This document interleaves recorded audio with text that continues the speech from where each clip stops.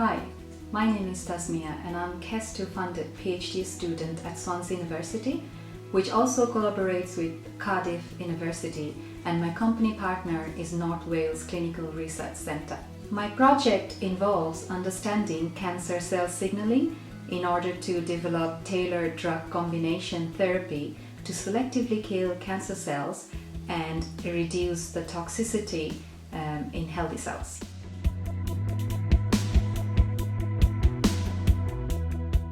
I would say yes, the pandemic has been disruptive to my original plans and focuses, but it has been an opportunity to pause the intense activity of acquiring experimental data in the lab and to rechannel my efforts into focusing on a literature review and also analyzing the data that I have already attained from my previous experiments. Presently, I find myself in a similar situation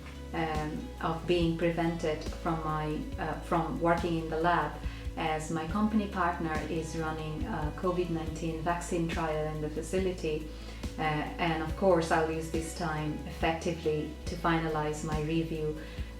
for the publication and perform analysis on my newly acquired data and begin to write my thesis,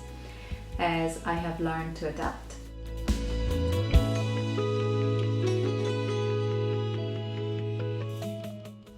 To be honest, not commuting to work and working from home was a significant benefit of COVID-19 lockdown, and since I'm based off campus in North Wales, and it was a bit complicated for me to take part in training sessions or any face-to-face communications around Wales. However, due to the lockdown, they have all transitioned into their online versions, which allowed me to engage with these activities in a more efficient manner. In particular, the Zoom meetings with my supervisors,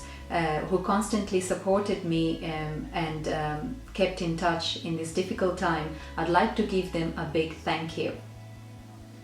Finally, I would like to finish on a positive note by wishing for an end to this COVID-19 situation,